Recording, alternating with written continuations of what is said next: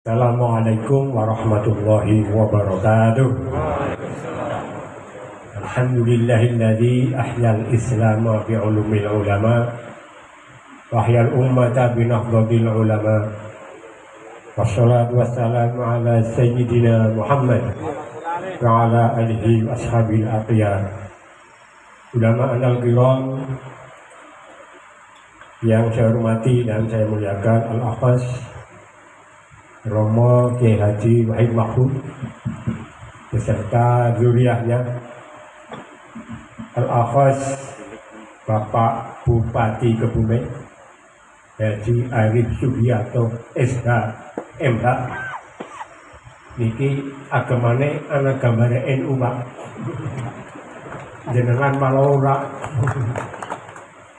Jadi cok mengono Bupati Kebumen paling ini NU temenan. Bayinahnya kelambine anak gambare NU. Nomor loro dua SK pengurus NU Kebumen dan punya SK Lembaga Bantuan Hukum PWNU Jawa Tengah. Asli cek nalari PWNU nang kana. Mboten palsu. Al-Akhas Romo Kiai Haji Imaduddin Usman Al-Bantani. Ini sekaligus tangaruh ibu-ibu mbak kurung pirsani. Sinten asmane Bu niki Bu, kiyaine Bu? Kiai Haji Imaduddin Usman Al-Bantani. Lahir 15 Agustus tahun 1976. Esih nom ya, insya Allah garwane nembe setunggal. Pendidikannya lebih dari 5 pondok pesantren. Kitab yang ditulis sudah ada 20. Bil lughatil Arabiyah, bil lughatil Indonesia, wa bil lughatil Sunda mungkin. Jawa Al-Jawi. Tunggal buyut kali Bapak Wakil Presiden Republik Indonesia. Ngerti tunggal buyut? Lah nek kula kali Pak Prabowo Presiden Republik niku Sejen Rama, Sejen Buyut.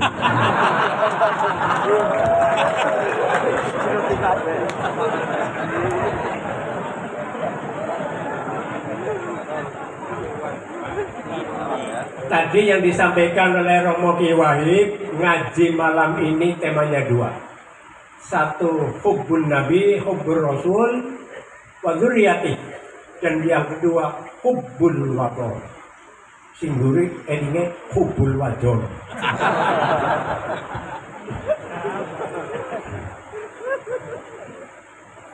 Yang sudah disampaikan oleh beliau Pak Imad tadi, ana sing guyu, ani sing meneng. Iya sing meneng paham apa urung, terus sing guyu paham temenan apa urung, atau muhibbin. Lah bangsa nggak apa-apa. Jadi intinya begini Pak, Habib di Indonesia yang ada sekarang ini, yang jalurnya Sayyid Alawi. Ya, jangan pakai Sayyid.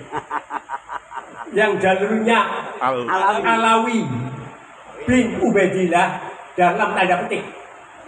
Karena Ubaidillah itu diduga kuat itu tokoh fikih. Ahmad bin Isa putranya cuma 3. Muhammad, Ali, Husain.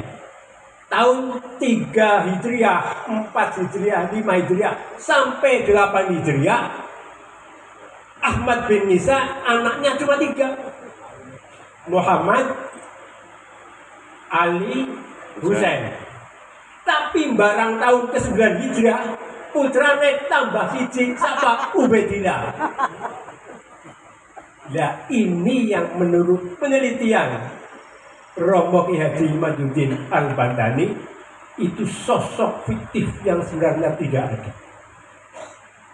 Untuk itu saya serahkan Singkat mawon iki Pak Kiai Iman. Men anu kok ki ngaji temenan dadi kok jam 2 ora apa-apa. Dia mumpung anak apa jenengane? Yang bertanggung jawab di akhirat. Cocok. Ahli nasib. Atau langsung saja mau yang bertanya? Langsung. Ya, ngacung. Oke, langsung. Ya. Ini modelnya munadzarah ya. Monggo pendapat ini nanti dibantah oleh jenengan asal pakai dalil hujjah. Wa dalilu utawi patokane. Wala dari kain atasnya mengkono-mengkono. Mirek ora aja ngacung. 1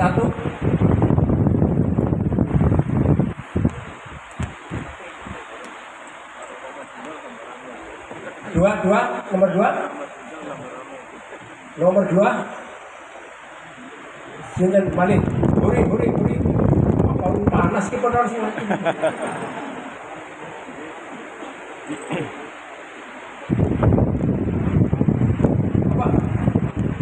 oh bapak. Assalamualaikum warahmatullahi wabarakatuh. Sebentar dulu, manut saya dulu. Saya moderatornya harus manut dengan saya. Satu lagi, fraksi kiri sebelah utara. Pak Kiai anu ini, Pak Kiai Pustangit.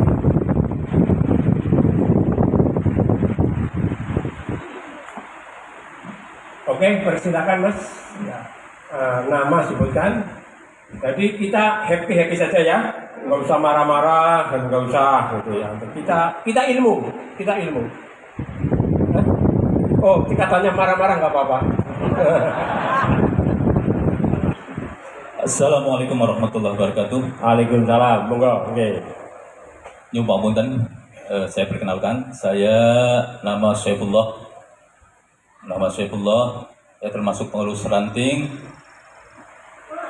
NU Bisa? dan termasuk muhibin dari Bapak Kiai Imaduddin. Enggak, maksudnya ranting itu mana? Kecamatan mana gitu loh. Ranting NU Candi Wulan. Adi Mulyo. Iya, oke. Saya termasuk muhibin dari Bapak Kiai Imaduddin Al-Bandani. Dan selalu saya ikut berkomentar dalam misalnya YouTube ataupun ulasan-ulasan dari Bapak Kiai Imaduddin. Setelah saya amati sampai sekarang, ini kayaknya NU ini terbelah, Pak.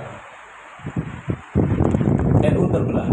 Karena saya lihat termasuk Sido Kiri, terus lagi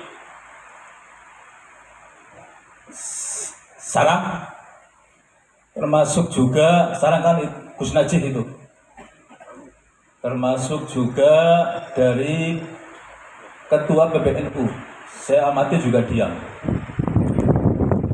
Dan ini untuk kedepannya, untuk masalah nasab, ini mohon penjelasannya Bapak Kiai Imad, biar mungkin ini jangan berlalu-lalu Pak Kiai, ini mohon nanti penjelasannya bagaimana. Termasuk juga dari kesepuhan PBNU, Rais Am, Miftahul Akhyar juga kayaknya masih ngambang gitu. Bahkan tidak berpihak kepada kita termasuk. Ini mohon penjelasannya kepada Bapak Kiai Imad untuk permasalahan ini ke depannya bagaimana biar tuntas lah. Terima kasih. Assalamualaikum warahmatullahi wabarakatuh. Waalaikumsalam. Yang kedua, Bapak siapa? Pak Cintalain tadi ya? Pak oh Pak Kiai Haji Mustaqim. Mic-nya Mas. Yang lain siap ngacung. Enggak dimarahin. Assalamualaikum warahmatullahi wabarakatuh. Langsung mawon datang Pak Kiai Iman. dipun nikahaken biluwatil jami. Kula maturaken bahasa Jawa Pak Kiai. Wonten niki napa takon napa ajeng curhat niki. Kados niki Pak Kiai. Pertama, kula bersyukur kalian Allah Subhanahu wa taala dan terima kasih kepada Pak Kiai yang selama ini hatiku padu dewek. Pahami, hati saya diberontak. Satu sisi orang mengatakan bahwa habaib itu turunan Nabi. Wong kabeh ngomong termasuk Pak Ida Pempit itu. Habaib pokoknya turunan Nabi. Nah, itu satu sisi. Kabeh wong ngendi kok kados niku. Pokoknya habaib. Di sisi lain, hati saya ini apakah iya kalau melihat, mendengarkan ceramahnya, kula niki ahli YouTube dan tahu betul karo Pak Agus ya. Apa iya ya seorang turunan Nabi yang sewu ngendika karo pejabat Jokodok misalnya, pernah nggih? Nate nggih? Bangsa sing siji asu anjing aja. Bener nggih? Anjing babi, bener nggih? Ini dalam forum ceramah. Bahkan kadang-kadang membawa celurit. Kan gitu? Hati saya bertanya, betulkah itu adalah titisan Rasul bahasa saya? Kodeset ibu. Berikutnya, mendengar lagi nang YouTube bahwa ini loh nenek moyang saya satu malam naik ketemu Allah 70 kali. Tapi nih, pernah ini aku apa iya ya seperti itu titisan Nabi. Terus lagi saya mendengarkan ada seorang nenek moyang habaib ini bisa mengusir malaikat mungkar nakir ini. Betul? Betul. Rompok kurondak sing tau mirengaken apa nggih? Nah, tadi Masya Allah. Terus ada lagi yang bisa menjatuhkan air susu dari langit. Pernah? Emas dari langit. Bahkan kalau kepengen jadi wali mudah, ketarin saja dah, pulang jadi wali. Dan gitu. Terus yang sering saya dengar juga, pokoknya apapun bagaimanapun, kalau iman kepada Al-Quran, percaya Quran, kepada Nabi tapi tidak lewat habaib, ini sesat. Laras gitu. Iya. Nate mirip gitu. Iya, betul. Inilah dari beberapa saya mendengarkan ceramah-ceramah mereka, akhirnya hati saya kontra. Masya Allah. Ternyata ini seorang muda kelahiran tahun 76. Ya. Beliau Bapak Kiai Haji Imaduddin Usman Al-Bandani. Ini melakukan kajian. Oh, ya pantes. Langsung saya percaya Pak Kiai. Langsung yang percaya. Tepuk tangan.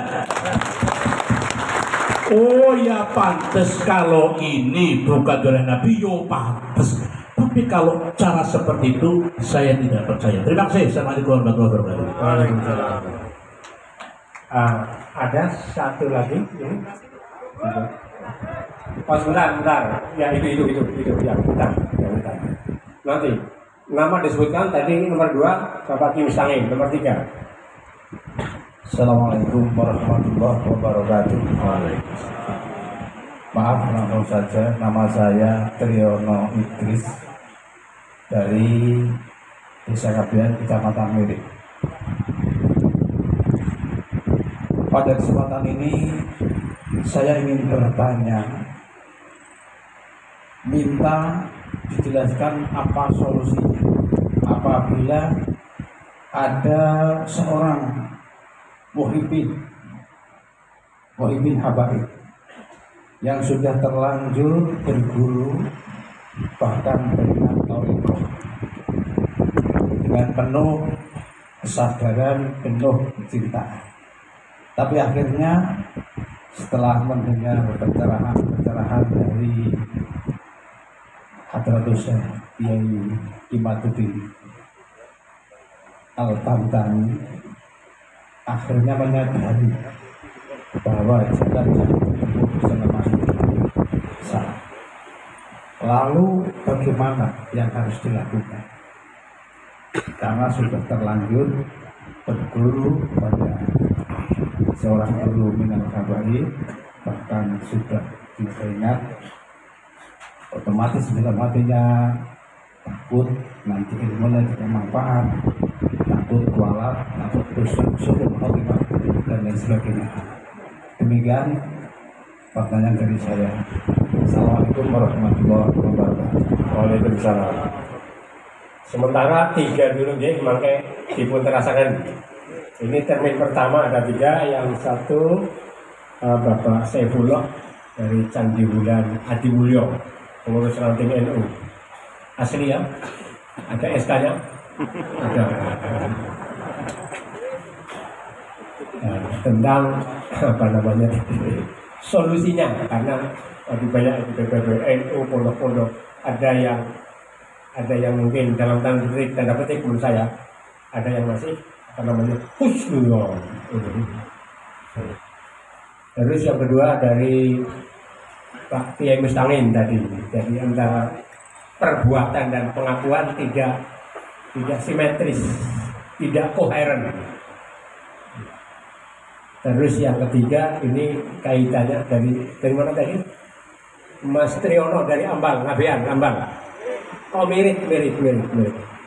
Muhibbin, ya santri yang sudah banyak ngaji dan banyak mereka kepada Habib. Ini solusinya bagaimana? Monggo Kiai.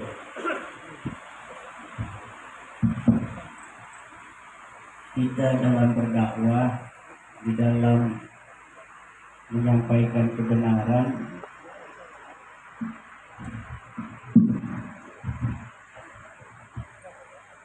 itu jangan ingin cepat-cepat selesai. Innal insana lafi khusrin illa alladzina amanu wa 'amilus salihati wa tawasaw bil haqqi wa tawasaw bis. Seluruh manusia dalam kerugian kecuali orang-orang yang beriman, beramal saleh dan senantiasa saling menasihati, saling berwasiat dalam kebenaran dan dalam kesabaran. Nabi Muhammad itu 23 tahun yang punya Jibril 23 tahun. Saya punyanya cuma PWI, ngopi melulu. Yang punyanya malaikat yang gak ngopi gak tidur 23 tahun, itu baru al-yauma akmaltu lakum dinakum wa atmamtu alaikum ni'mati wa raditu lakumul islama dina. Ini baru 2 tahun, masih 21 tahun lagi. Kalau kita melihat perjuangan, siapa yang pertama pecah? Keluarga Nabi dulu. Abu Lahab dengan Hamzah. Hamzah masuk Islam, Abu Lahab tidak masuk Islam. Ada yang tengah-tengah, Abu Thalib. Mirip sekarang juga. Ada yang langsung gagah perkasa kayak Hamzah, Muhammad benar. Betul? Ada yang kayak Abu Lahab, salah. Sesat itu Muhammad. Khawarij. Ada yang ke Abu Thalib ke sana. Guys, ulah jangan mau nyakitin hadapin saya. Kan ada yang begitu. Kan ada orang tua kita ngomong itu. Yang pendukungnya Kiai Imad jangan mencaci Habaib, caci saya. Pendukung Habib jangan caci Kiai Imad, caci saya. Pendukung Kiai Imad jangan caci Habib, caci saya. Itu Abu Thalib tuh. Abu Thalib. Kenapa? Ya karena kebenaran apabila diberikan pasti akan membawa sebuah konsekuensi. Hati manusia itu diciptakan oleh Allah unik. Hati manusia diciptakan oleh Allah unik. Setiap kita nih hadirnya satu, makanya seluruhnya ke saya. Tapi cara memahami saya beda-beda. Ada yang apa sih maksudnya udang-udang putih atasnya merah, ini PDI kali orang. Ada lagi yang mikir di hatinya, katanya lagi ngomongin nasabnya orang Yaman tapi pakaiannya kayak orang Yaman. Ada lagi ibu-ibu sebelah sana, kira-kira dia ini mau kawin lagi enggak ya? Saya masih punya anak perempuan lagi takfir gitu. Itu Kiai. Macam-macam. Hati itu cara memahami, cara dalam merespon itu berbeda-beda. Jadi itu saja. Saya kan hanya meneliti nasab Pak MWC, Pak Kanting. Tidak bisa menebak apa yang akan terjadi, solusinya seperti apa. Saya juga nggak paham solusinya apa. Saya nggak paham solusinya. Yang saya tahu, Habaib bukan cucu Nabi. Berdasarkan penelitian saya, berdasarkan dalil-dalil yang jelas, orang yang namanya Ubed, yang katanya leluhurnya para Habaib, yang katanya wafat 383, katanya punya ayah namanya Ahmad bin Isa. Ini cucu Nabi asli nih. Dia tertulis namanya dari mulai abad ke-5, ke-6, ke-7, ke-8, ke-9. Ada semua tuh kitab-kitab nasab dukcapilnya itu. Di setiap masa ada. Ditulis Ahmad bin Isa, anaknya Muhammad An-Naqib, anaknya Ali Al-Uraidi, anaknya Ja'far Shadiq, anaknya Muhammad Al-Baqir, anaknya Ali Zainal Abidin, anaknya Husain, anaknya Siti Fatimah Az-Zahra, anaknya Nabi Muhammad. Semuanya ditulis itu. Sahih. Ahmad bin Isa ini adalah cucu baginda Nabi besar Muhammad sallallahu alaihi wasallam. Nah, ini yang wafatnya ini 345 Ahmad bin Isa, yang di kitab-kitab itu adalah dicatat anaknya cuma 3. Satu namanya Muhammad, kedua namanya Ali, ketiga namanya Husain. Jadi namanya 3. Dari mulai abad di mana dia hidup, kemudian kitab-kitab banyak dicatat, ditulis, semuanya ngomongnya begitu. Tidak ada yang mengatakan punya anak namanya Ubed. Baru di abad 9 ada kiai namanya Ali As-Sakron. Dia nulis kitab bahwa dia namanya Ali, punya ayah namanya Abu Bakar, punya ayah namanya Abdurrahman, punya ayah namanya Maula Dawila, punya ayah namanya Ali Sahibudar, punya ayah namanya Ali Al-Ghayyur, punya ayah namanya Fakih Muqaddam, punya ayah namanya Ali, punya ayah namanya Muhammad Sahib Mirbad, punya ayah namanya Alwi, punya ayah namanya Ali bin Alwi bin Muhammad, punya ayah namanya Alwi, punya ayah namanya Ubed, punya ayah namanya Ahmad bin Isa, katanya itu di kitabnya dia tuh. Itu mulainya pengakuan abad ke-9 Hijriyah. Dari mulai situlah kemudian kitab-kitab yang lain, karena dia kiai punya murid. Muridnya nyatet. Termasuk Ibnu Hajar. Dia punya guru sepupunya Ali Al-Sakran ini. Namanya Al-Idrus. Nah, akhirnya sampai sekarang dalam kitab itu kata Ustadz Hanif Alatas itu sudah 180 kitab yang menulis bahwa Ubaid punya ayah namanya Ahmad bin Isa. Kenapa? Ya dari mulai abad 9 itu. Sebelumnya mah nggak ada. Dia tidak tahu kalau sebelumnya orang Iran sudah bikin kitab. Orang namanya Ahmad bin Isa ini aslinya orang Madinah.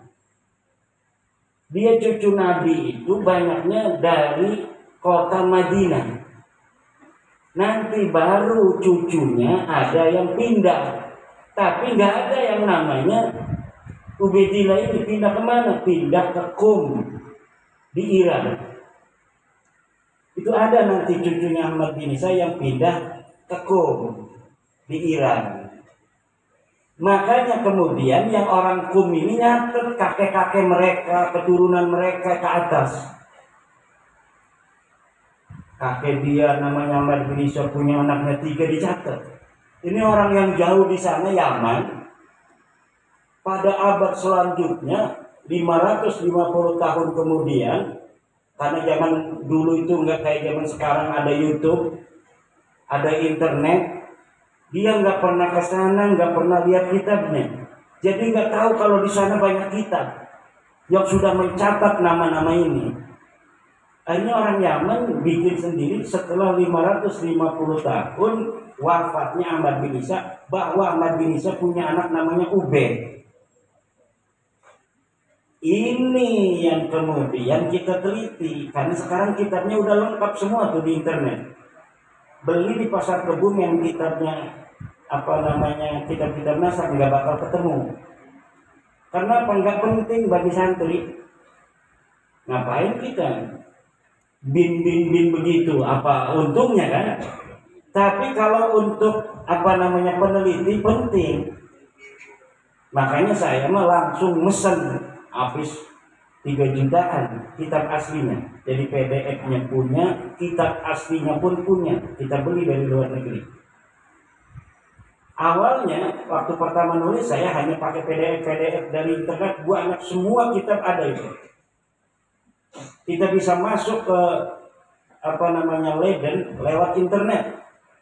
Saya pernah ke Leiden di Belanda, ternyata informasi yang ada di di perpustakaan Leiden itu bisa diakses di internet. Akhirnya saya hanya mengakses dari internet aja. Kalau bapak-bapak pengen baca surat-surat Utsman bin Yahya kepada Snogronje, lihat aja tuh, masuk ke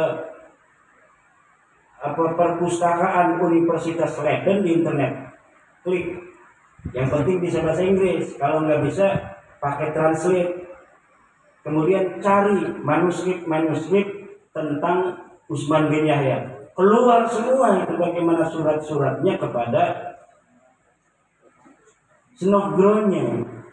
Wahai tuanku yang mulia Snogronje, kalau ketemu dengan Gubernur Jenderal, tolong sebut nama saya agar saya nanti akan diperhitungkan oleh Gubernur Jenderal.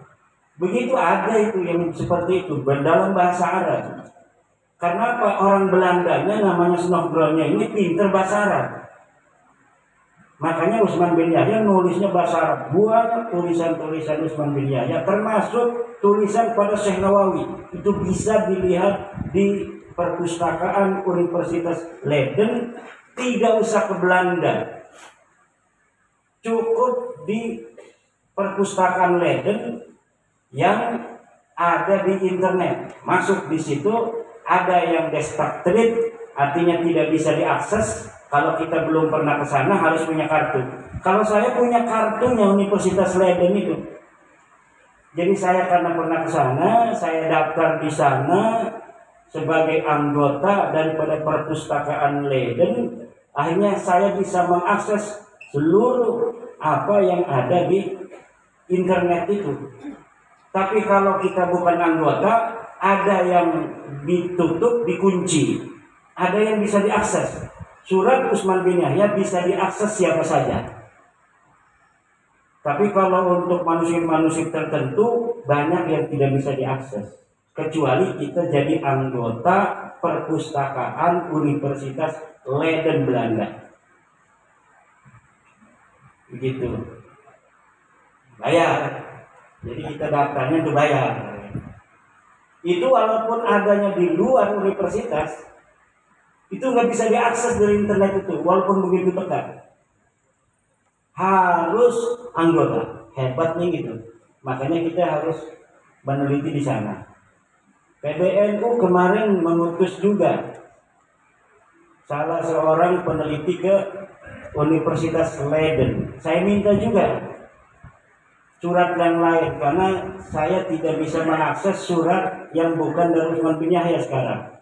Yang bisa diakses surat Utsman bin Yahya langsung dipoto oleh dari teman yang dari PBNU.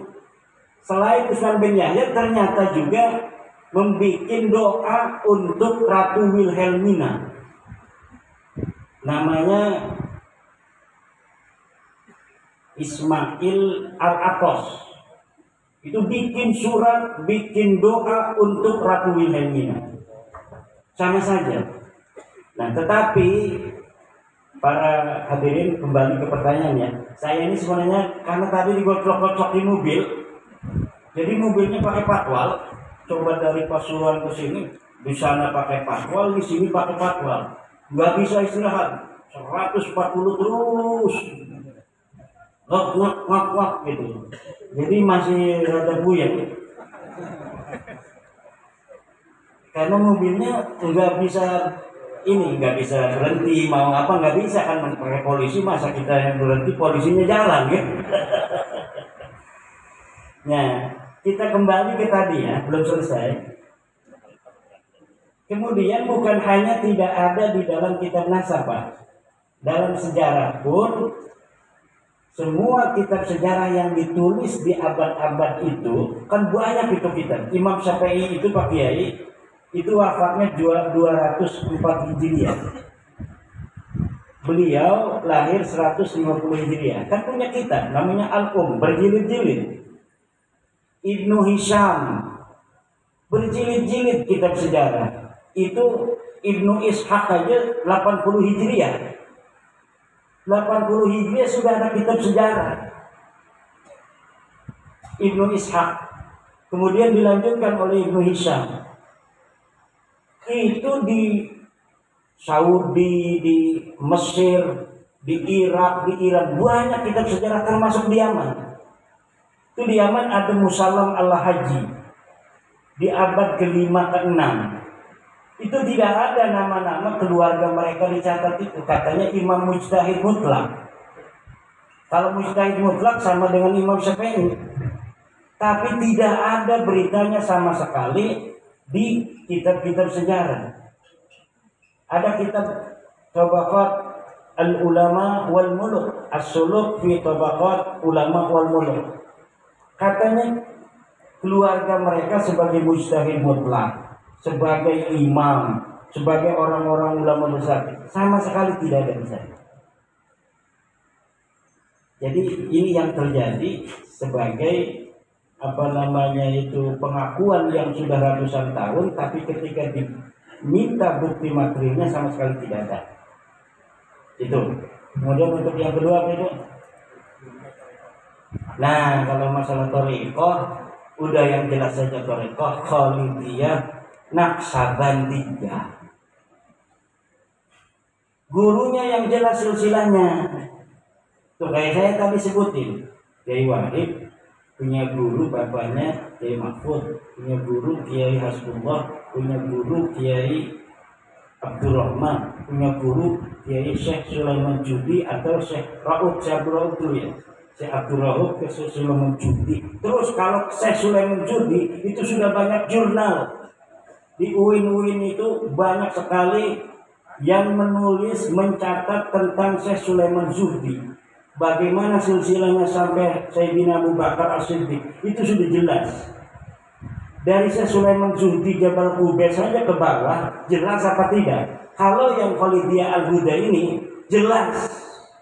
Saya sudah teliti, saya ini peneliti. Jadi kalau misalnya saya mendengar itu sana ada torekoh di Banyumas, torekatnya Mbak Ilyas, saya teliti. Sebelum saya siqah. Oh ini pasti garis apa namanya sejarahnya. Apalagi ini dari ayah ke anak, dari ayah ke anak, dari ayah ke anak. Jadi sebenarnya bukan karena dia balawi kita nggak boleh untuk mengambil ilmu atau thariqah, bukan. Tapi sanadnya nyambung apa kagak? Teliti dulu silsilahnya itu. Bener nggak dia berguru kepadanya?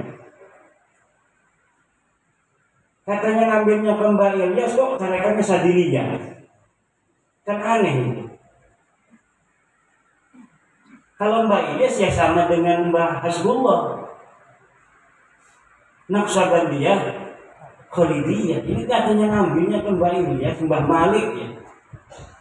Tapi kok jadinya Sadiliyah? Ya ini berarti nggak nyambung.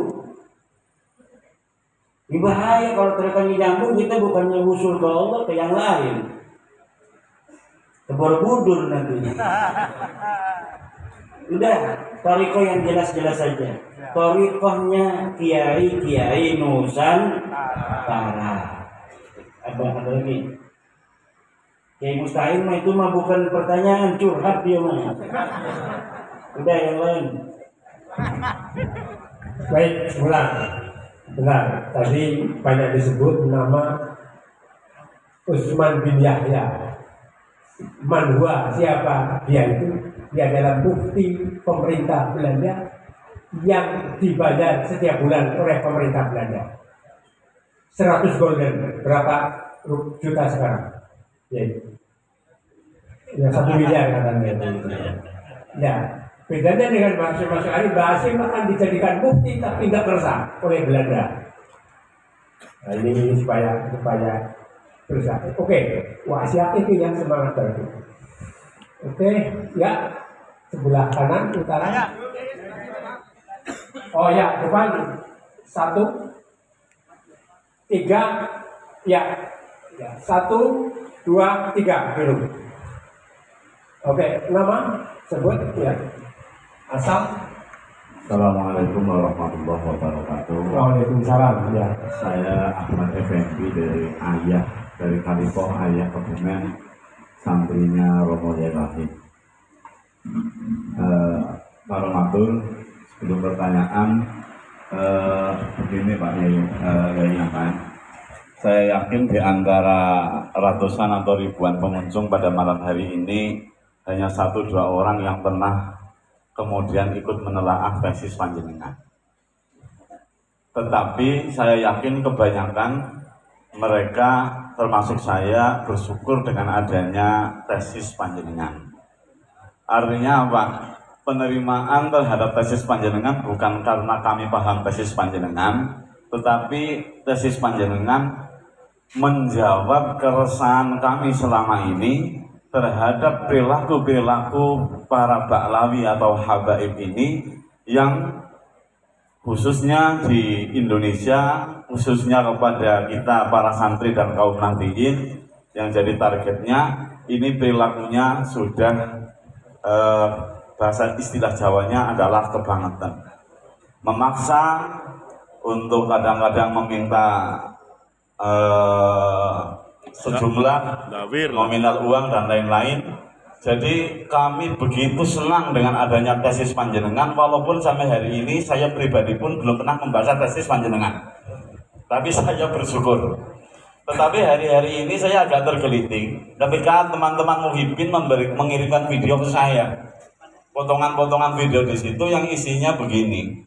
Pernyataan Yai ketika mengatakan bahwa Roma Irama adalah waliyun min auliyaillah. Ini saya agak bingung jawabnya.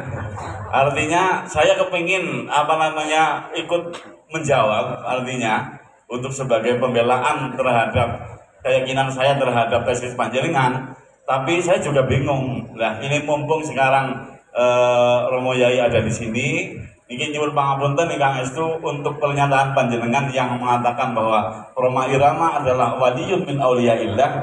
Ini nanti dijelaskan sekalian biar gamblang, jelas. Syukur-syukur malah di sini ada muhibbin sehingga bisa langsung mendengarkan. Itu yang pertama. Yang kedua, mungkin ada dijelaskan juga karena di kalangan santri itu mereka memahami bahwa dalam urusan nasab biasanya metodologi yang dipakai adalah syuhro wal istifadhah. Nah, ini kiai kok tidak memakai metodologi tersebut? Itu kira-kira alasan ilmiahnya seperti apa biar hari ini malam ini juga kita bisa mendengar secara langsung.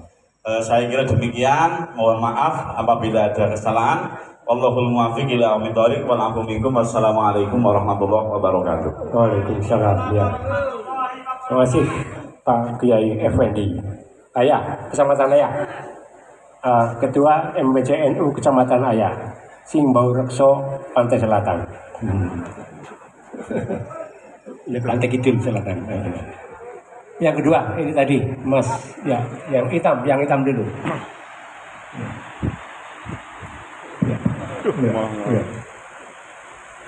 Assalamualaikum warahmatullahi wabarakatuh. Waalaikumsalam.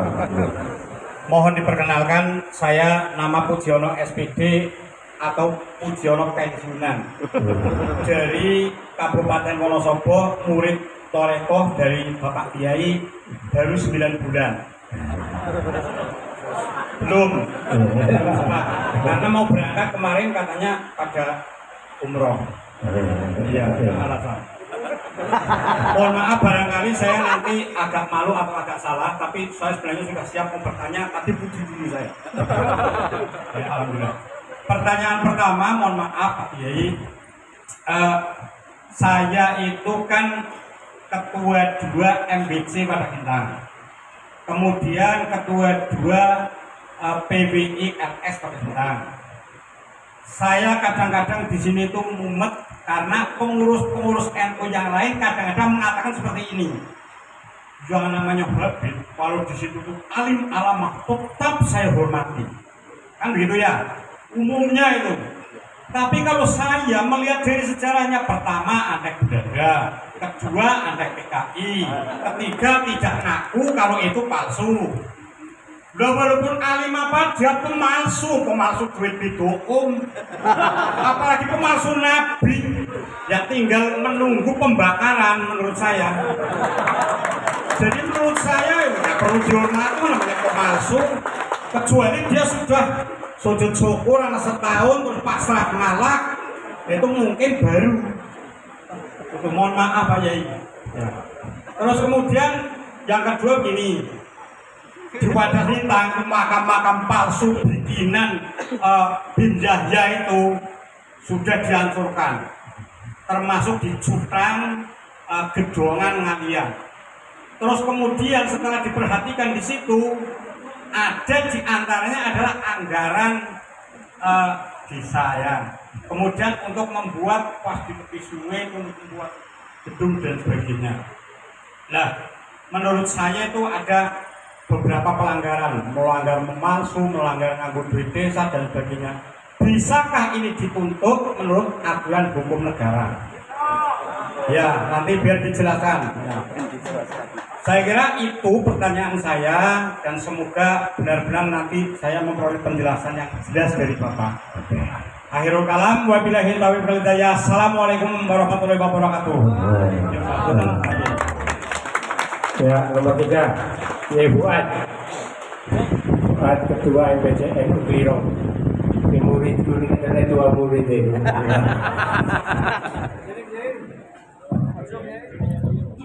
Assalamualaikum warahmatullahi wabarakatuh. Dari kesempatan Pulau Buat saking Kliro, saya Romo Kiai lan murid Pak Kawam. Ngaten ya. Yang pertama saya berikan apresiasi yang luar biasa pada Mas Kiai Dimas yang telah membuka takdir terkait dengan masalah nasab, sehingga mereka santri-santri dia sekarang lebih giat terkait dengan kajian-kajian itu. Kemudian yang kedua, kalau kita melihat sejarah tadi yang disampaikan, kita cepat berkesimpulan Ubaidillah sampai sekarang termasuk di Indonesia itu termasuk super sukses menurut kami, super sukses terkait dengan itu. Nah ini dari kegiatan-kegiatan yang seperti yang dilakukan oleh saudara-saudara kita itu, sebenarnya itu motifnya apa? Kalau saya dulu pada era tahun 90-an sempat dia senam jantung, karena kalau ada tamu agung yang harus ngadep itu tidak yang didahului itu saya ya. Sempat saya pernah menyampaikan agak ini dibuat ikhlas ajenganan itu mau pun bingung dibuat ikhlas ajenganan mau pun bingung, sehingga kami dulu berpikirnya motifnya hanya sekedar ekonomi gitu. Atau mungkin ada motif-motif agen internasional ya terkait dengan suksesnya di Indonesia, khususnya mungkin di negara lain pun tidak. Apakah ada motif terkait politik internasional atau mungkin motif-motif yang lain dengan tadi pemalsuan dan yang lain-lain dan propaganda di Indonesia khususnya? Assalamualaikum warahmatullahi wabarakatuh. Waalaikumsalam warahmatullahi wabarakatuh. Kiai Mas ada 3, yang satu Pak Kiai Ahmad Effendi tadi soal isbatin nasab tadi, torik dan syurut. Torik jamaknya kalau menurut jimat itu turok. Kalau pakai domain nanti jadi porno.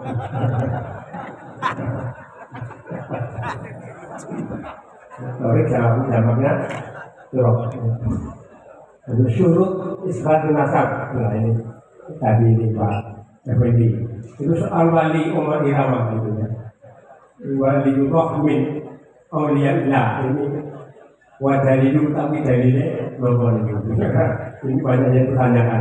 Yang kedua, hari ini Wonosobo SPD pensiunan tadi menceritakan tentang bagaimana kalau diadukan secara hukum pemalsuan kuburan pakai anggaran desa otomatis anggaran negara ya sudah dibubarkan dua karena dirusak bukan dirusak kalau ya dirusak dibongkar. Dan terakhir dari Mas Fuad, ya Fuad itu ada motif-motif internasional kaitannya dengan pemalsuan. Monggo. Tentang Bang Haji Roma Irama, ya, apakah dia wali atau bukan? Sebelum saya jawab itu, wali itu ciri yang sangat melekat pada wali sesuai dengan Al-Quran adalah adamul khawf wa adamul hazan. Ala inna awliya Allah la khawfun alaihim wa lahum yahzanun. Ingatlah sesungguhnya para kekasih-kekasih Allah, para wali-wali Allah tidak punya rasa takut akan sesuatu yang akan dihadapi, walahum yahzanun, dan tidak pernah bersedih tentang apa yang terjadi dan sudah terjadi. Itu ciri wali. Dan itu dua-duanya fi'lul qalbi, la ya'lamuhuma illallah. Tidak ada yang tahu masalah apakah dia punya khauf, apakah dia tidak punya khauf, apakah dia punya hazan atau dia tidak punya hazan, itu tidak ada yang tahu kecuali Allah. Tetapi kita bisa berhusnudzon pada orang yang berani dalam menyampaikan kebenaran. Itu kita bisa berhusnudzon. Wah, wali Allah ini. Orang yang kalau anaknya wafat sedih sebentar saja, tapi dia masih bisa mengerjakan hal-hal lainnya, kewajibannya. Yang biasa ngajar-ngaji aja. Yang biasanya kerja biasa dia.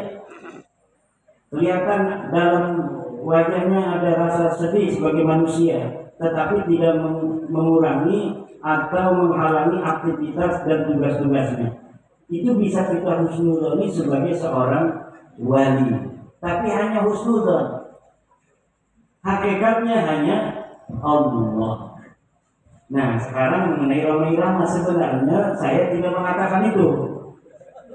Yang saya katakan itu di Purbalingga, itu ada saksinya. Karena Mas Agus Mar ini hadir waktu itu. Saya menceritakan ada seorang kiai yang husnuzon kepada Roma Irama, menyebut Roma Irama itu waliyun min auliyatillah. Saya sebutkan juga nama kiainya, itu Kiai Haji Raden Syarif Rahmat. Masih ada di YouTube-nya. Coba lihat YouTube-nya itu. Kiai Haji Syarif Raden Rahmat, Kiai Haji Raden Syarif Rahmat menyebut Roma Irama waliullah. Itu masih ada. Lalu apakah saya setuju dengan pendapat daripada Kiai Syarif itu? Setuju. Walaupun saya hanya menceritakan, tetapi saya husnuzon. Walaupun namanya wali bisa dicabut. Jadi waliullah itu bisa dicabut. Hari ini wali, besok bisa jadi mantan wali. Sekarang berani, besoknya enggak, gitu kan. Sekarang dia itu ikhlas, tidak pernah bersedih kalau ada musibah dan sebagainya. Besok bisa jadi karena suatu hal keyakinannya kurang. Di anal imana yazid wa yanqus. Iman itu bisa bertambah dan bisa berkurang. Bin Siso, wali kan dulunya. Akhirnya dia menjadi seorang yang kafir. Na'udzubillah. Bukan kafir ya. Melakukan dosa besar. Murtakibul kabair. Dia berzina, dia minuman keras dan sebagainya. Jadi siapa sih yang tahu wali? Yang jelas bukan YouTuber. Sekarang yang tahu wali itu YouTuber. Ada orang bilang shopping wali Majnun. Akhirnya yang mesyuhrah istifadah kan YouTuber.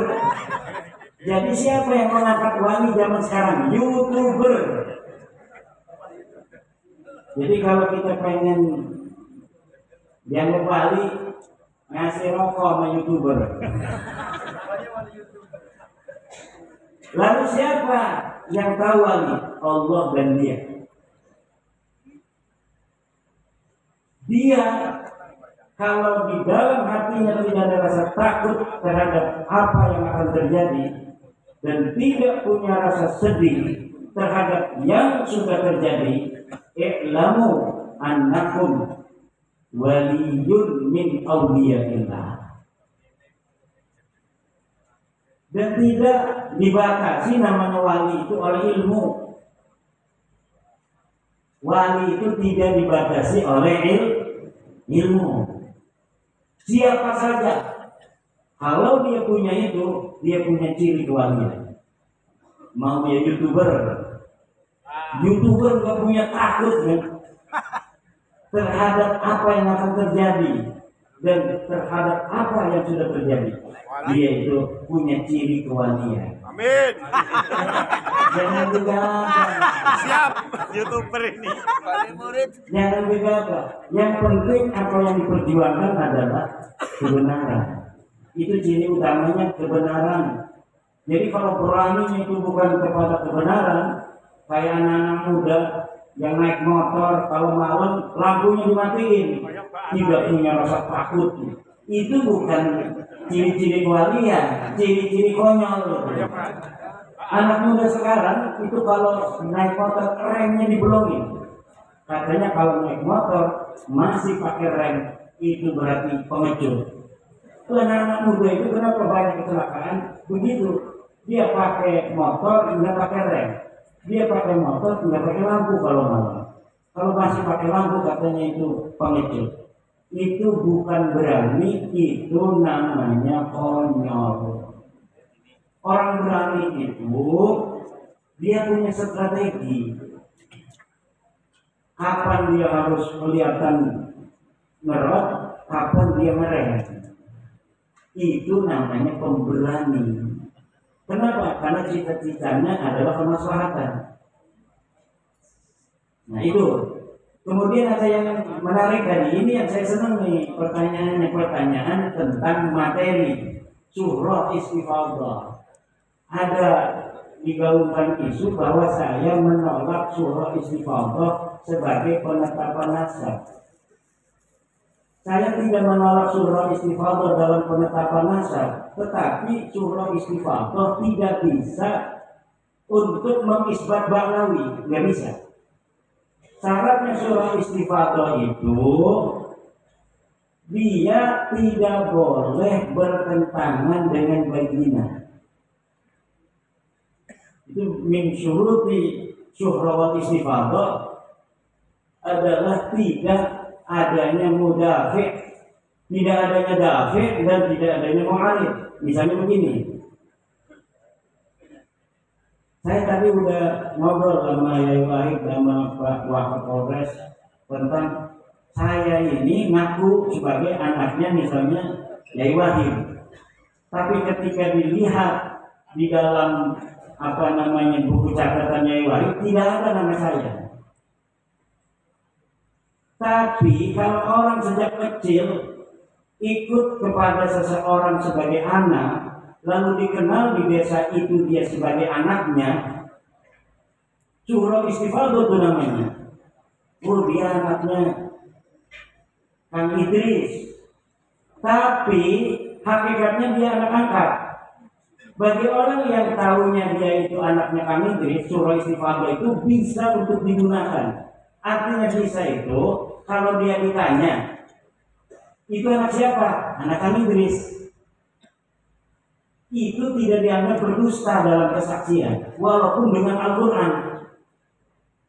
Misalnya, ayo bersumpah demi Allah bahwa si fulan ini anak Kang Idris. Demi Allah, si fulan ini anaknya Kang Idris. Itu namanya tidak berdosa mengisbat seorang anak yang sudah surah istifadah. Mengenai benar atau tidaknya dia itu anak Kang Idris, itu hal lain. Jika tiba-tiba datang saksi dari keluarganya anak angkat ini mengatakan dia itu anak saya, dan saya memberikan kepada Kang Idris waktu bayi, dan ini buktinya, ini fotonya, sidik jarinya, kan bayi sekarang disidik jari ya. Jadi di surat itu, di surat kelahiran sidik jarinya ada. Pas disidik jari diperiksa sama. Bener ini, berarti ini sudah ada bayyinah bahwa dia bukan anak Kang Idris. Nah, surah istifadah kalau sudah ada mudafi begini, sudah ada mu'arid, sudah ada dafi, maka ini sudah tidak bisa digunakan. Sekarang kan Habib surah istifadah nih, sejak 2002, sebelum 2002, dia sebagai turunan Nabi. 2022. Sebelum 2022 ini dia surah istifadah turun Nabi. Sekarang saya bawa bukti. Ini kitab abad keempat, namanya Silsilatul Alawiyah. Ini kitab abad kelima, namanya Tahdhirul Ansar, namanya Al-Majdi, Muntaqilatul Qalibiyah. Ini kitab abad ke-6 597 Hijriah, namanya As-Sajarah Al-Mubarakah. Ini abad ke-7, namanya Al-Fakhri. Ini abad ke-7 namanya Al-Asiri. Ini abad ke-8 namanya As-Sabatul Musal. Ini abad ke-9 namanya Umdatul Talib. Tidak ada Ubed sebagai anak Ahmad. Nah, kalau sudah ada bukti begitu, surah istifadah sekarang ini gugur semua.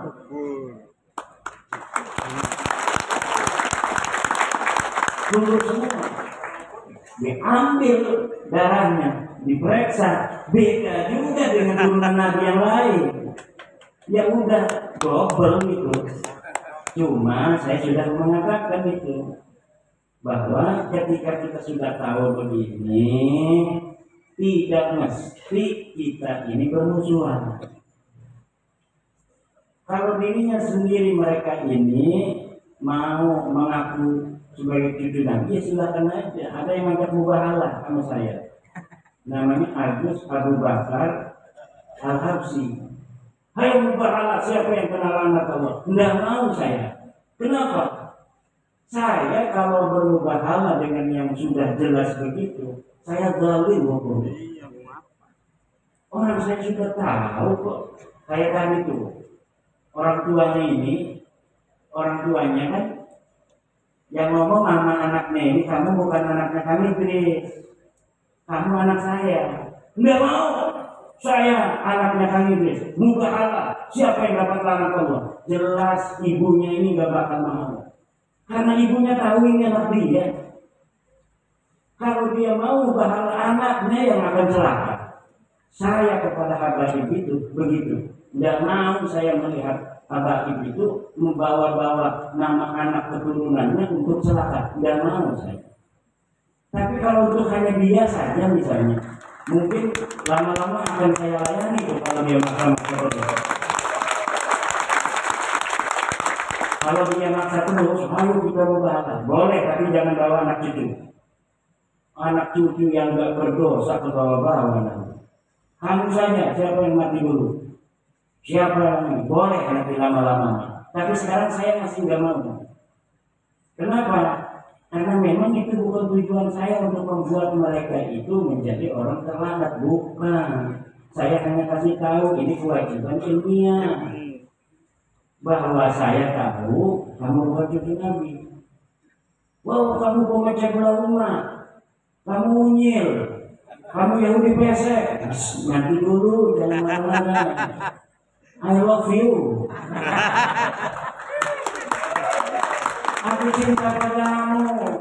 Kalau aku tidak cinta kepadamu, akan saya biarkan aja. Biarin aja dia. Tapi selain aku cinta padamu, aku juga cinta kepada putra-putri Nusantara. Yang dengan oknum-oknum yang banyak itu mengaku-ngaku cucu Nabi, menjadikan saudara-saudara saya putra-putri Nusantara banyak yang dizalimi.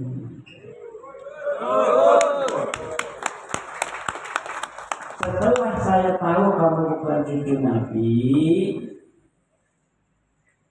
dan masih banyak saudara-saudara saya yang mengakuinya, walaupun dengan mengakuinya itu mereka rugi dunia akhirat, kewajiban saya untuk mengatakan dan merayu, mendakwahi, menasehati, mewasiati saudara-saudara saya. Mereka bukan cucu Nabi. Kalau kamu mah urusannya masalah kamu itu urusan sendiri. Mau ngaku ya itu kan kebebasan di dalam meyakini sesuatu. Tetapi kalau hubungannya dengan saudara-saudara saya, Muhyiddin, ini kan saudara saya Muhyiddin. Ini mantan Muhyiddin. Ini mantan Muhyiddin. Ini mantan Muhyiddin. Ini mantan Muhyiddin besar ini. Saya mantan Muhyiddin juga. Banyak yang pernah kita berikan karena kita mengharapkan cinta kepada Rasulullah dan cintanya Rasulullah kepada kita. Kemudian kita memberi sesuatu kepada orang yang mengaku keturunannya. Walaupun kita juga punya riwayat sebagai keturunannya, tapi kan kita tidak ada mengaku. Kita masih pegang aja sendiri, bisa jadi nanti akan ketemu Rasulullah diaku sebagai anak cucu benar. Alhamdulillah. Lebih baik kita deg-degan apa benar apa bukan ini silsilah orang tua kita. Tapi kemudian kita karena benar apa tidak begitu, kemudian kita tidak mengaku-ngaku di hadapan orang. Lalu ketika ketemu Nabi, wahai cucuku sini duduk bersamaku. Daripada orang yang tiap hari ngaku-ngaku sebagai cucu Nabi, marah kalau bukan apa dibilang bukan cucu Nabi, pas ketemu Nabi, wahai kakekku, kakek moyangmu, saya bukan kakek kamu, sana kamu. Daripada digituin, malu-maluin. Betul apa tidak? Betul. Dan saya kalau tidak yakin apa yang akan saya sampaikan ke masyarakat itu sebelumnya itu adalah kemaslahatan, saya tidak akan sampaikan. Lama itu bagaimana saya, apakah ini maslahat apa tidak buat habaib terutama. Ini maslahat ataukah tidak untuk umat Islam. Kalau maslahat ya Allah, berikan keteguhan padaku untuk mau mengungkapkannya. Kemudian Allah memberikan keteguhan, ungkapkan. Buktinya tidak ada penghalang waktu saya mengungkapkannya. Ketika saya taruh itu di web pondok pesantren saya, langsung mendapatkan apresiasi dari seorang doktor Universitas Islam Indonesia Internasional yang di Depok. Nanti akan saya bahas katanya di channel YouTube saya. Dibahaslah oleh beliau. Waktu itu belum banyak yang mau nonton, karena beliau kan seorang ilmuwan kan ngomongnya ngebosenin. Ngomong namanya ilmuwan, saya kalau melihat apa namanya itu Dr. Sugeng ngomong, itu harus berkali-kali itu di YouTube itu untuk bisa memahaminya. Beda kalau dengan kiai itu ngomongnya karena biasa dengan orang-orang awam, jadi cara menyampaikannya langsung dipahami orang awam. Kalau ilmuwan-ilmuwan yang di kampus itu, kalau Pak Dr. Sugeng Judiarto itu nerangin DNA, saya puternya berulang-ulang. Akhirnya saya tulis lagi dengan bahasa sederhana agar bisa dicerna oleh masyarakat awam. Bahkan saya nanya dulu, ini saya tulis begini, Pak Dr. Sugeng benar nggak yang saya tulis ini, yang diterangin Pak Dokter itu? Benar.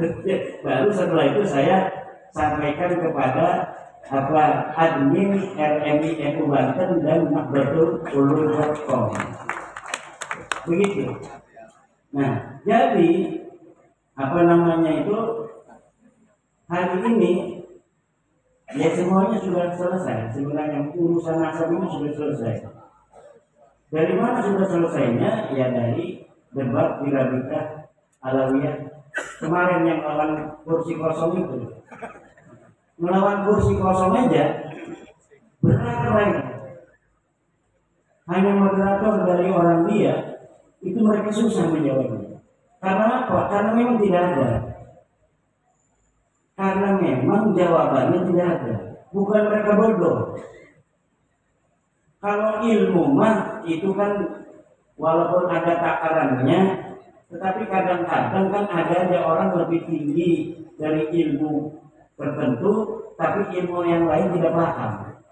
Kalau masalah nasab begini, masalah apa namanya itu emas yang ada suratnya apa palsu apa tidak, ya cuma dua. Satu, telusuri surat ini dari tokoh mana, ada nggak pokoknya yang mengeluarkan. Yang kedua, uji di laboratorium benar apa tidak ini emas. Hanya begitu saja. Dan ini sudah terbukti bahwa memang mereka tidak memiliki data. Kenapa mereka tidak memiliki data? Ya karena memang selama 550 tahun itu tidak ada sama sekali itu. Nama-nama itu nama-nama yang dibikin.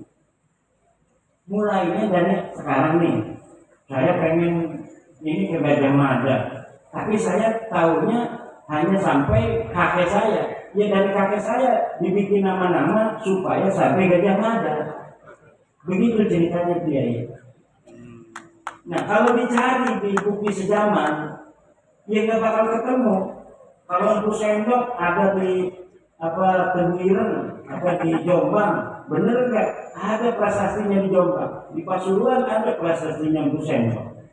Dilihat tahunnya 932, benar ada. Tapi kalau ubed, kenapa itu dicari-cari naskahnya tidak ada, prasastinya tidak ada? Karena orangnya tidak ada. Jangan gegabah. Orang yang tidak disebutkan bukan berarti tidak ada. Betul. Yang tidak disebutkan bukan berarti tidak ada. Tadi saya nyebutin nama kiai-kiai beberapa, kebanyakan kalau semuanya. Yang tidak disebutkan itu ada kan? Tapi saya tidak sebutkan. Kenapa? Kebanyakan. Betul nggak ya Doa? Ada lagi tidak disebutkan dalam kitab bukan berarti ya tidak ada ya. Tidak disebutkan bukan berarti tidak ditemukan. Kalau ini ditemukan tapi tidak disebutkan. Tidak ditemukan bukan berarti tidak ada. Betul. Sekarang ini Yai Mubarak tidak ditemukan nama saya. Mana itu tadi orang? Habis melantik orangnya kabur. Tidak ditemukan nama saya di sini. Tapi orangnya ada. Betul nggak? Betul. Yai Mubarak kan ada kan? Betul. Ada. Di mana? Nggak tahu. Tapi orangnya ada. Kenapa saya mengatakan orangnya ada? Karena sebelum sekarang ini saya udah ketemu dulu. Waktu baru datang salaman sama dia. Berarti yakin ada Paulina, Yai Mubarak ini orangnya ada. Tapi sekarang tidak ditemukan. Makanya itu teori adamul wujdan la yaqtadi adamal wujud itu betul, tapi biqara'ina harus dengan korina. Korinanya apa? Seperti tadi kitanya pernah bertemu dengan Yai Mubarak, tapi sekarang tidak ada, tidak ditemukan sekarang ini bukan berarti Yai Mubarak tidak ada. Dari mana tahunya? Karena ada korina. Sebelum ini kita pernah bertemu. Itu. Apalagi? Yang mana sobo?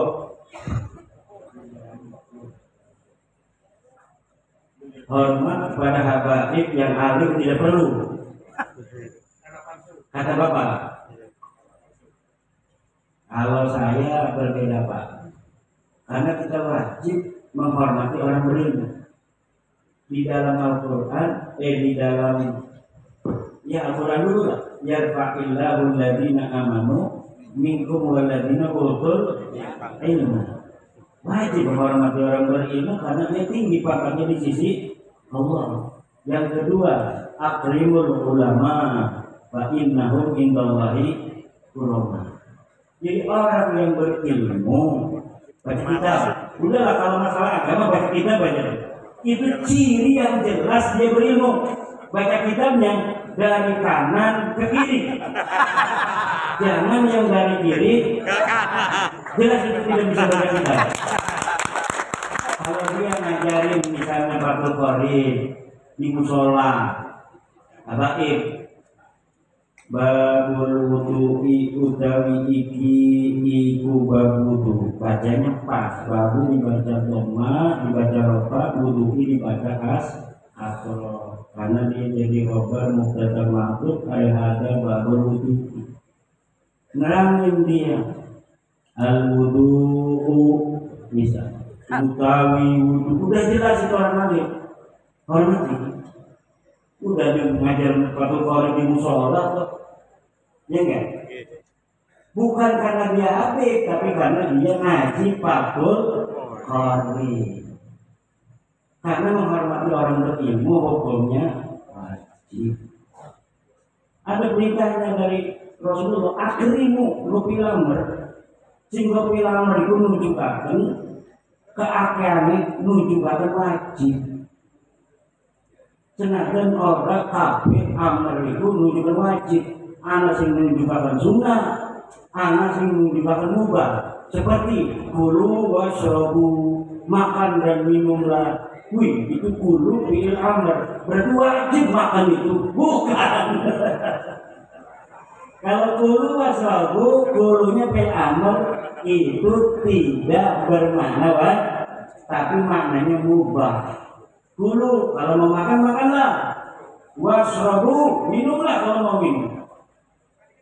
Tapi kalau misalnya seorang ulama telah mengatakan ini al-amru yang tadi wujud, yaitu hasil daripada ijtihadnya ulama.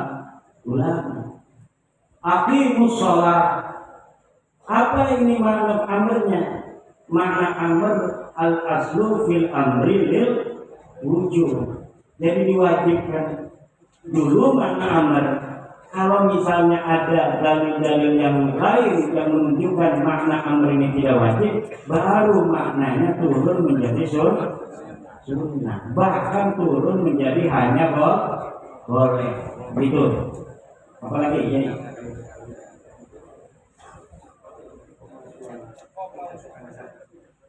Pencangkokan nasab, motif pencangkokan nasab itu apa? Itu tadi sudah dijawab tuh sama Pak Edi ya. Katanya motifnya ekonomi. Kalau saya enggak apa namanya ya, tidak terlalu bisa menjawab motifnya. Apa sih pengennya, karena dia niatnya itu nggak tahu saya. Hanya bisa dilihat dari efek. Nah, efeknya macam-macam. Setiap orang mempunyai pengalaman yang berbeda dengan orang abadi, betul nggak? Ya. Ada yang diminta keramiknya, kayak di Kebumen, di Banyumas. Ada yang diminta kambingnya. Kemarin ada kiai di kampung saya datang ke rumah saya. Jadi tadinya katanya di kampung itu Habib datang tuh minta kambingnya sama kiai itu satu-satu. Cuma karena yang 5 ini sekarang udah nggak percaya sama Habib katanya. Yang satu masih percaya, namanya Ki Usman. Akhirnya 6 itu minta sama Ki Usman semua. Itu ada yang begitu kemarin. Saya ketawa aja, itu kasihan Ki Usman. Tapi karena dia masih percaya, ya dia kasih untuk mendekatkan diri kepada Allah. Niatnya begitu semua kiai. Makanya orang yang paling gampang ditipu itu orang baik. Siapa lagi sih di dunia ini, terutama di kampung kita, yang lebih baik daripada kiai di dalam agama? Nah, makanya yang banyak dari korban itu kiai.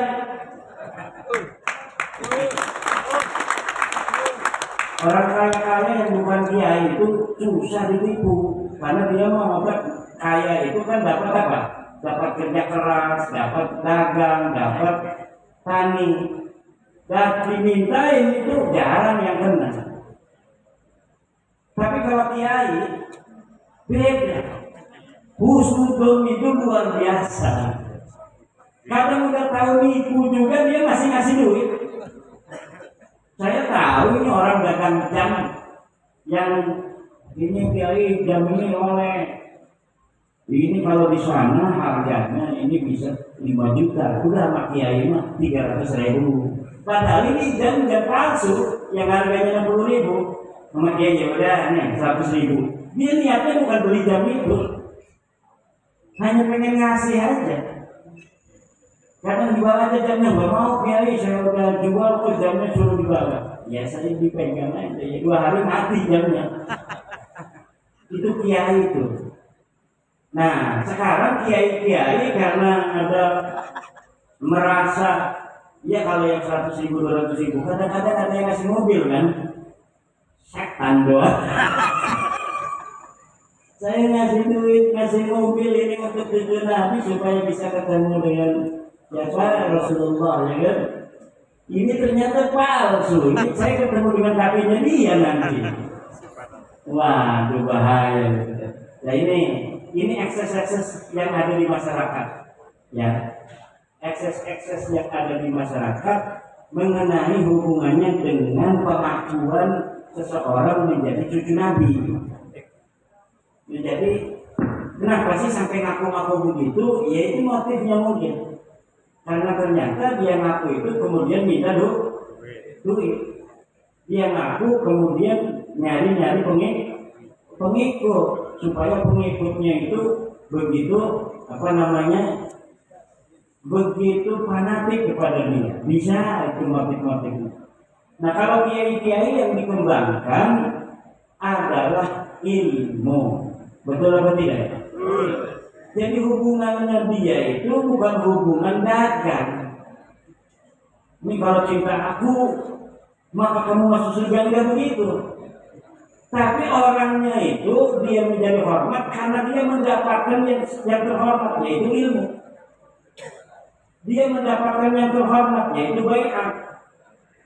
Yang ini akan menjadikan dia terhormat dan mulia. tidak hanya sebagai sesuatu yang di awal-awal. Kalau syafaat dan sebagainya itu kan hanya jualan. Betul atau tidak? Ya. Yang jelas kalau ngasih duit sama orang itu kan tanpa ada paksaan, keikhlasan yang murni, itu pasti berpahala. Itu. Tapi kalau sering-sering diminta dengan paksa, itu lama-lama dia akan menjadi tertekan, dan setelah tahu bahwa yang minta itu bukan cucu Nabi, sekarang pada marah semua. Saya disebut sebagai pejuang gara-gara ngebongkar itu doang. Padahal tidak ada apa-apanya, saya ini hanya memberikan data doang.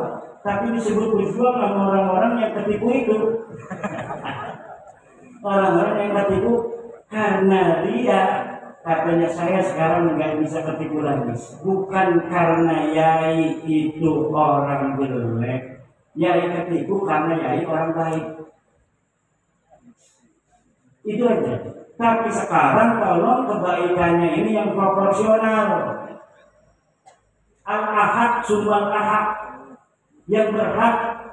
Kemudian yang paling berhak siapa? Anak, istri, pesantren tuh, tetangga, guru-guru ngaji yang musola tuh, yang tidak punya santri, yang dia ngajar ngaji di musola setiap malam Rebo, ngaji Fathul Qorib, yang ngaji ada 20, kiai yang bawa kopi, kiai yang bawa kue. Udah tuh, kalau kiai yang lebih kaya, nasib kiai-kiai begitu aja tuh. Ganjarannya gede, alhamdulillah. Mungkin gitu.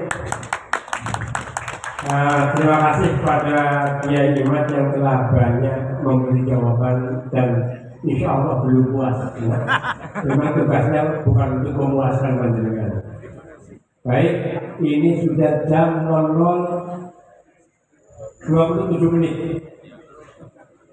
Karena beliau tidak kelihatannya sudah tinggal Bapak Ibu semuanya meneruskan di YouTube atau internet nih. Hampir ke internet nih. Internet. Bentar, enggak. Cukup lain waktu ya. Terus terima kasih utamanya pada Bupati ini, Pak Bupati yang sudah menunggu sampai khatam ini pengajiannya. Doa kita untuk beliau, Allahumma rizq lahu as-sihhah wal afiyah wal falah wal falah wal falah. Saya kira cukup nih. Kesimpulannya, natijanya ambil sendiri-sendiri. Maka nuwun, kita tutup bersama dengan baca hamdalah. Saya ada kurang dan lebihnya, mohon maaf.